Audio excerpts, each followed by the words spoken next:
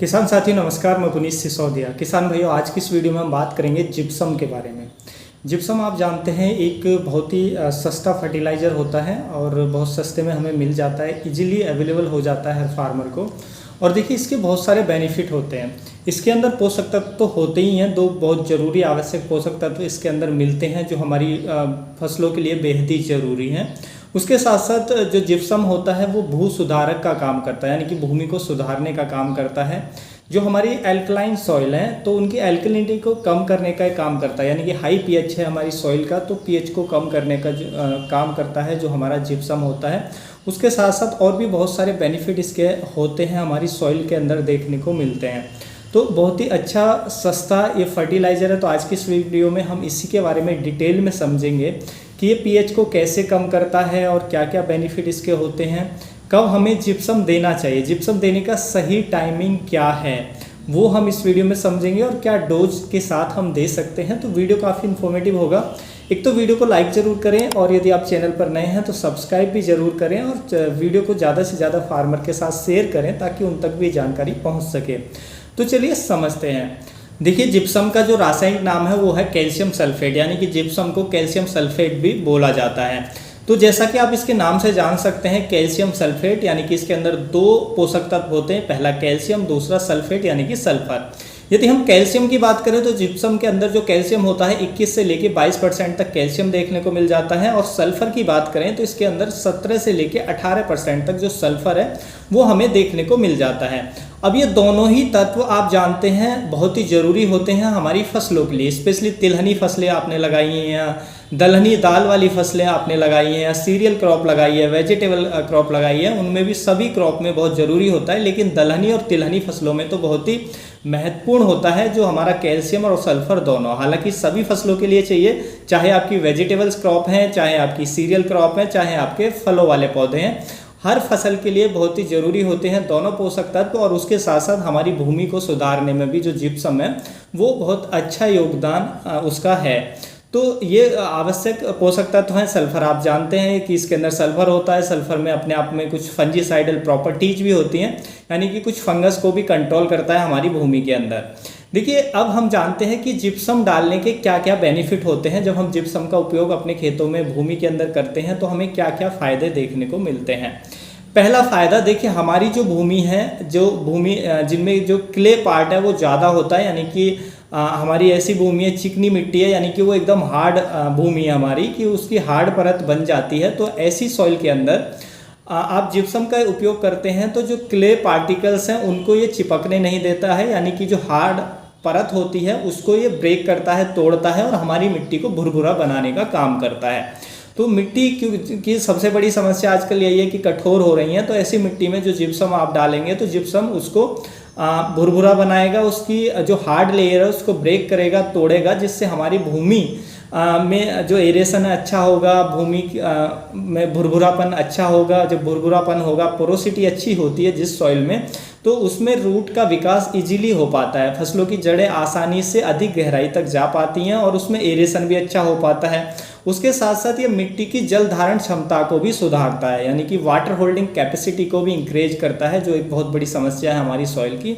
तो उससे अब जब ये तीनों चीज़ें सुधरती हैं, मिट्टी भुरभुरी होती है, मिट्टी में जल धारण क्षमता वाटर होल्डिंग कैपेसिटी इंक्रीज होती है, मिट्टी में एरेशन अच्छा होता है, यानी कि ऑक्सीजन का जो संचार है वो अच्छा होता है मिट्टी के अंदर, तो उससे जो हमारे माइक्रोबियल एक्टिविटी है वो भी तेज होती है, जो सूक्ष्म जीव हैं वो भी तेज़ी से ग्रो करते हैं, उनकी एक्टिविटी तेज होती है, उनकी एक्टिविटी तेज होती है, तो हमारी ओवरऑल पौधे की जो ग्रोथ है वो भी बेहतर हमें देखने को मिलती है, क्योंकि जो माइक्रोबियल एक्टिविटी है वो हमारे पौधे की बेहतर ग्रोथ के लिए बहुत ज़रूरी होती है। जितने अच्छे से माइक्रोबियल एक्टिविटी जिस सॉइल के अंदर होगी उतनी ही अच्छे से उसे न्यूट्रिशन इजीली मिल पाएंगे हमारे पौधे को, और हमारे पौधे की जो ग्रोथ है वो हमें बेहतर देखने को मिलेगी।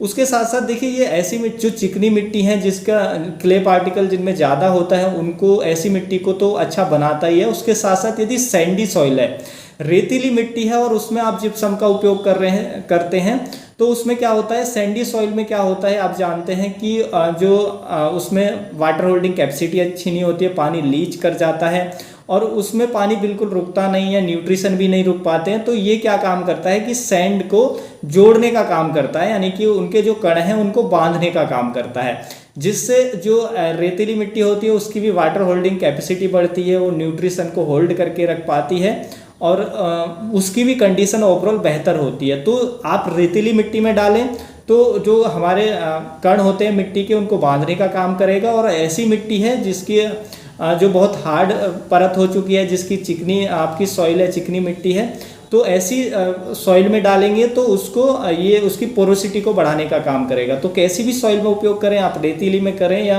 आप चिकनी सॉइल में यानी कि जिसमें क्ले पार्टिकल ज़्यादा है ऐसी सॉइल में उपयोग करें, तो दोनों में ही हमें बेनिफिट देखने को मिलते हैं। तो जिप्सम बहुत ही अच्छा है। उसके साथ साथ जिप्सम हमारी मिट्टी के पीएच को कम करने का काम करता है। देखिए ज़्यादातर मिट्टी हैं कि उनका जो पीएच है काफ़ी ज़्यादा हाई होता है, तो जिन मिट्टी का पीएच बहुत ज़्यादा हाई होता है, 8 होता है, उससे ऊपर होता है, तो ऐसी मिट्टी में जो सोडियम है उसकी टॉक्सिसिटी होती है, यानी कि जो सोडियम तत्व है वो बहुत ज़्यादा ऐसी मिट्टी के अंदर पाया जाता है, तो जिसके कारण हमारी जो फसल है वो अच्छे से नहीं हो पाती है। फसल आप देखेंगे कोई भी क्रॉप लगाएंगे वो पहले से ही बर्न हो जाएगी, जल जाएगी, उसमें सर्वाइव नहीं कर पाएगी क्योंकि उसके अंदर सोडियम की टॉक्सिसिटी है। लेकिन ऐसी सॉइल में जिसका पीएच ज़्यादा होता है और ऐसे में जिसमें सोडियम की टॉक्सिसिटी है उसमें हम जिप्सम का उपयोग करें तो इसमें जो कैल्शियम होता है वो क्या काम करता है, सोडियम को रिप्लेस कर देता है, यानी कि सोडियम की जगह जो हमारा कैल्शियम है वो ले लेता है और सोडियम क्या है वो नीचे पानी के अंदर चला जाता है। यानी कि जब हम उसमें पानी भर देते हैं तो खेत के अंदर तो पानी के साथ घुल करके सोडियम नीचे की परत में चला जाता है, जो हमारा प्लांट का रूट जोन है उससे नीचे चला जाता है, जिससे फिर हमें फसल पर कोई भी नुकसान देखने को नहीं मिलते हैं। तो हमारी भूमि को सुधारने में हर तरीके से ये बहुत ही बेहतर होता है और बहुत सस्ता फर्टिलाइज़र होता है। फसलों में कैल्शियम की पूर्ति करता है, फसलों में सल्फर की पूर्ति करता है, जो बहुत ही जरूरी पोषक तत्व हैं। तो इसके बहुत सारे बेनिफिट होते हैं जो हमारा सल्फर होता है। अब सल्फर का आपको उपयोग कैसे करना है, देखिए डिपेंड करता है कि आप जो सल्फर का उपयोग कर रहे हैं वो किस लिए कर रहे हैं। मान लीजिए आप भूमि सुधारने के लिए कर रहे हैं, भू सुधारक के तौर पे कर रहे हैं, तो सबसे अच्छा टाइमिंग होता है सल्फर का यूज करने का वो जब भी आप बरसात से पहले, यानी कि रेनी सीजन आने वाला है उससे पहले आप अपने खेत में जो जिप्सम है वो डाल दें। वो क्वांटिटी निर्भर करती है कि आपके खेत के अंदर जो सोडियम की टॉक्सिसिटी है, सोडियम का जो लेवल है वो कितना है, तो वो सॉइल टेस्ट कराएंगे आपको पता चलेगा। तो उसी के हिसाब से आपको डालना होता है जिप्सम, और आप खेत में डाल करके अच्छे से मिट्टी में मिला दीजिए। और उसके बाद बारिश होती है तो पानी के साथ घुल करके जो सोडियम है वो नीचे चला जाता है और सोडियम की जगह हमारा कैल्शियम ले लेता है। या अगर बारिश नहीं होती हैं तो आप उसको पानी से ऐसे भी खेत को भर सकते हैं, उसमें चारों तरफ एक मैंड बनाई ऊंची और उसको अच्छे से पानी से फिलअप कर दें। पहले उसमें जिप्सम दें और जिप्सम अच्छे से मिला दें कल्टीवेटर की सहायता से भूमि में, उसके बाद पानी से भर दें 2-3 बार, तो इससे सोडियम नीचे चला जाता है। तो इस तरीके से हम भूमि सुधारने का काम करते हैं जिप्सम के द्वारा।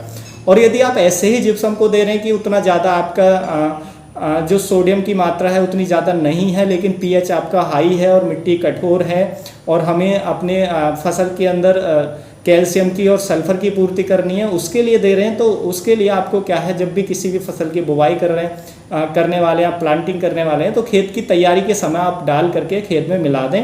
उसके लिए जो आपको डोज रखनी होती है वो है 100 किलोग्राम पर एकड़ के हिसाब से। 100 केजी को 1 एकड़ के खेत में मिला करके कल्टीवेटर की सहायता से अच्छे से मिला दें, उसमें बिखेर करके, तो इससे आपको बहुत ही अच्छे परिणाम देखने को मिल जाएंगे। तो इस तरीके से आप जो हमारा जिप्सम है उसका उपयोग कर सकते हैं। तो उम्मीद है किसान भाइयों जो आज की जानकारी है आपको अच्छी लगी होगी। जानकारी अच्छी लगी तो वीडियो को लाइक कीजिएगा, ज़्यादा से ज़्यादा फार्मर के साथ इसे शेयर कीजिएगा ताकि उन तक भी जानकारी पहुंच सके। मिलूंगा मैं आपको एक और नई वीडियो में नई जानकारी के साथ, तब तक के लिए आप अपना ख्याल रखिएगा। धन्यवाद।